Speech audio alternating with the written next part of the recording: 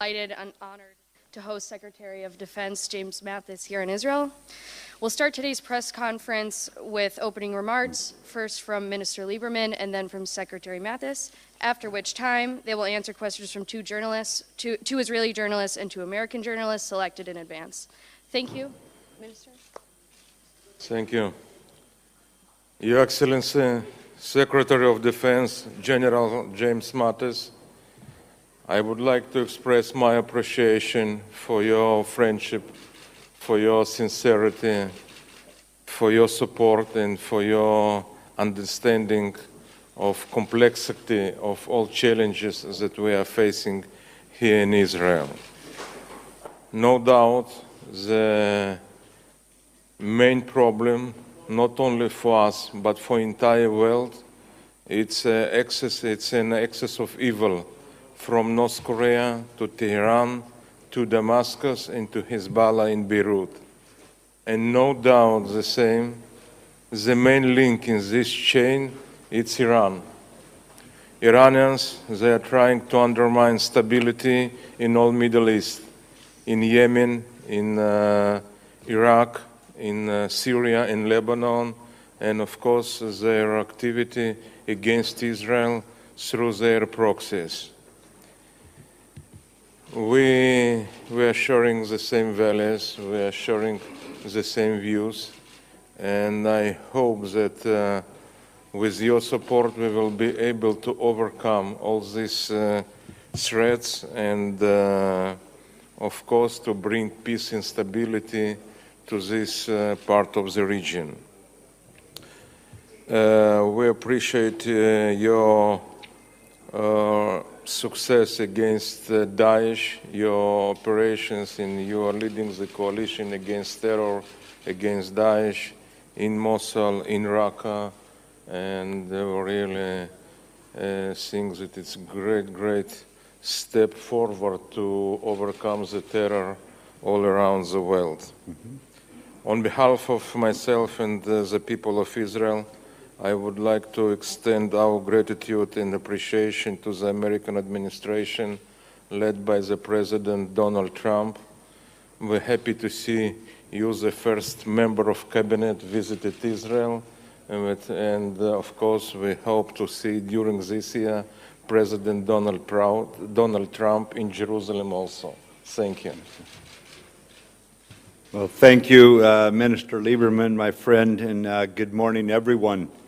I'm honored to return to Israel once again to show my respect for this country and for the Israeli people. I am keenly aware that we stand together this morning, just a week before the Holocaust Remembrance Day, and we share a common determination to never allow such horrific events to recur.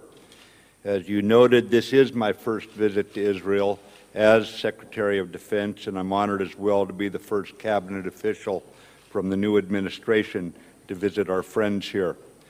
This trip follows a number of senior-level engagements between the political leadership of our two countries, including President Trump's meeting with President Netanyahu in Washington in February and Minister Lieberman's visit to Washington in March. Our defense cooperation is nested firmly within our diplomatic relationship, and on that score, I'm pleased that the U.S. Senate confirmed Ambassador Friedman, who will arrive here next month. I just came from Saudi Arabia and Egypt, two other important U.S. partners in this region. My discussions in those countries reinforced the need for vigilance and for the strongest possible cooperation in the international community to defeat threats to all of our countries. Minister Lieberman and I just finished our third meeting since I became the Secretary of Defense in January. Our close and regular dialogue is a reflection of the enduring bond between our country's militaries. During this meeting, we had another in-depth conversation, sharing a keen appreciation for the security situation facing Israel and our friends in the region, and further refining the practical steps we are taking together to defend our shared security interests. The depth of our relationship was clear following the U.S. strike in Syria, when Israel immediately expressed its strong support for our action to enforce the long-standing international prohibition against the use of chemical weapons. Looking across the region, we in the United States recognize ISIS represents a clear and present danger not only to Syria and Iraq, but to Israel and other countries in this region, to Europe, and ultimately to the U.S. homeland.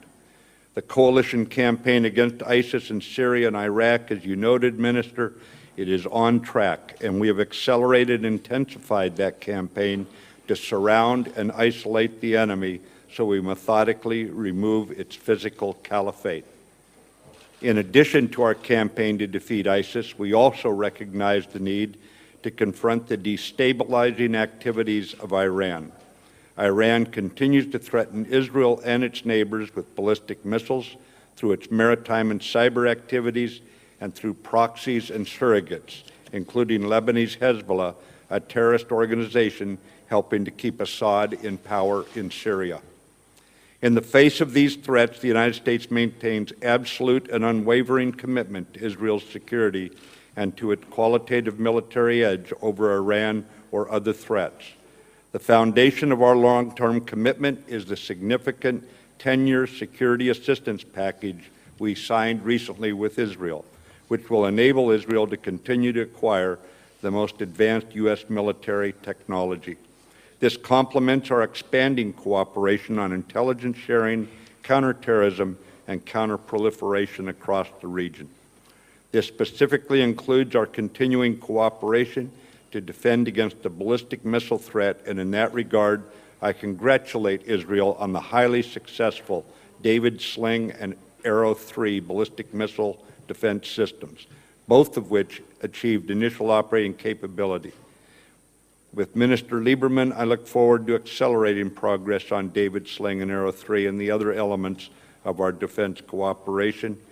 And in closing, our alliance with Israel is a cornerstone of a larger regional security architecture, which includes cooperation with Egypt, Jordan, the Kingdom of Saudi Arabia, and our Gulf partners.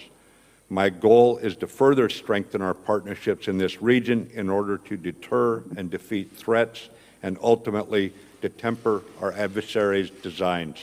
I welcome your questions. Thank you. Thank you. First question will be from Tal Shalev, Walla News. General Mattis, in 2013, you told the Aspen Security Forum that you think the current situation in Israel and the Palestinian Authority is unsustainable, and you warned that the settlements could lead Israel to becoming an apartheid state. Do you still stand by this position? And Mr. Lieberman, we've been hearing contradicting statements from the administration in recent days about how much Iran is complying or not complying with the Iran deal with the JCPOA. What is Israel's position? Does Israel want the U.S. to cancel the Iran deal? To answer your question, I believe in Israel's security, and whatever it takes to keep Israel secure is where we stand and where we will always stand as Americans. In that regard, how Israel achieves its level of sustainable security is absolutely critical, and that includes all the peoples here inside the borders of Israel or inside the Middle East. All these people are going to have to work together. We're going to have to resolve it, and it's got to be done in a way that looks out for the rights of all those people. Minister? Thank you. First of all, we're not in a position to give an advice to American administration, but of course we're happy to see a new policy review, a new approach. And first of all, regarding their terrorist activity, not Hezbollah and not Hamas, they're not able to exist even 1 week without Iranian support. Iranian operatives, they are trying to, as I mentioned, to undermine the stability even in Yemen and even in Iraq. Their efforts to create more proxies and more militias, it's also, I think it's a big concern for the both states. And I think that Iran, it's clear, the biggest sponsor in the world of terror, and according to this, their position, it's crucial to place more pressure, more sanctions on the Iranian regime. Next question will be from Bob Burns, Associated Press. Thank you. question. Mr. Minister, can you confirm that Israel estimates that the Syrians retain between 1 and 3 tons of chemical weapons? And can you provide any evidence that that's the case? And a question for Secretary Mattis.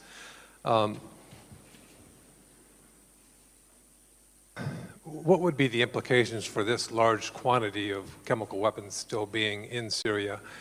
And can you say whether the remaining Syrian Air Force has moved its aircraft, its combat aircraft, to the Russian base at Latakia, and what that might imply for future U.S. options to act against another example of Syrian use of chemical weapons? Thank you.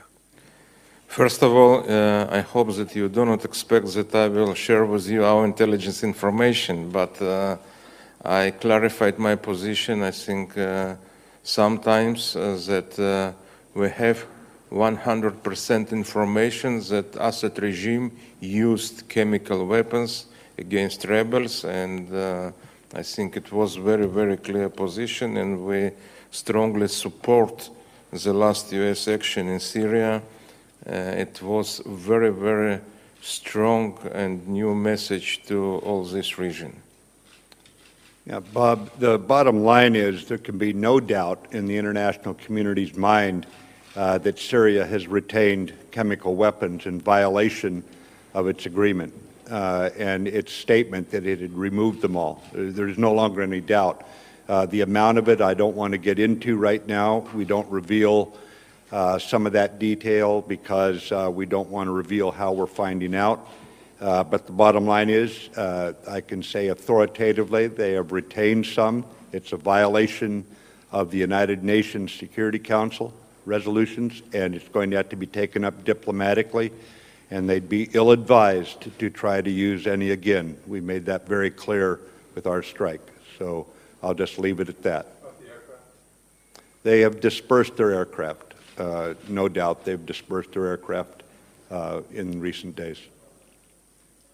Next question, Yoav Zaytoun, Ynet.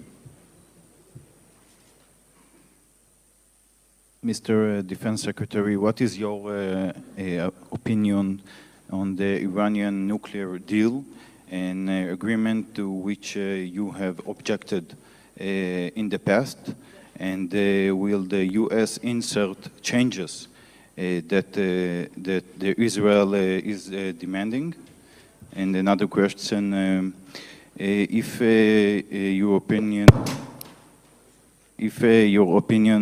will the transfer of the U.S. embassy to Jerusalem lead to Jerusalem result in the escalations? And is that why the process has been frozen? And Defense Minister Lieberman, does Israel attack ISIS targets in the Sinai? And if so, are they done coordinations with the Egyptians? Thank you. Yeah, on the Iran nuclear agreement, as our Secretary of State said about 3 days ago, Iran appears, to the degree we can determine it, and we're pretty confident, they appear to be living up to their part of the agreement. It is an agreement that is in force. The United States has signed it in the previous administration. It continues to be in force.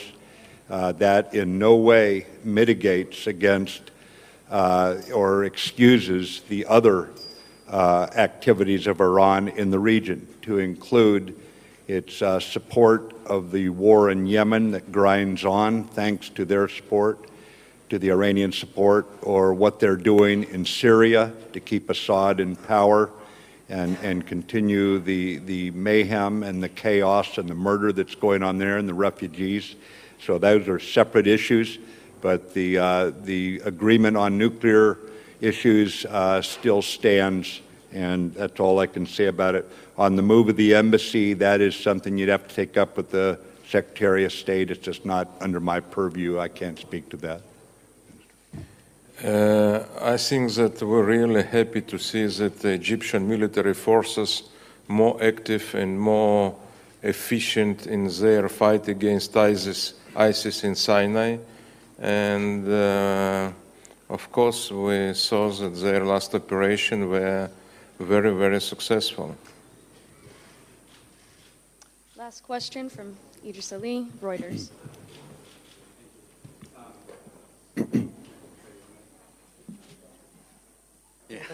Mr. Secretary, North Korea has once again made some provocative statements about making or taking strikes against the U.S. This comes after, Vice President Pence has made statements. You've made statements as well. At what point is there a tipping point where words just won't do it, and you have to take some sort of action beyond words? And the second question is, Aya Hijazi was sort of flown to the United States today from Egypt.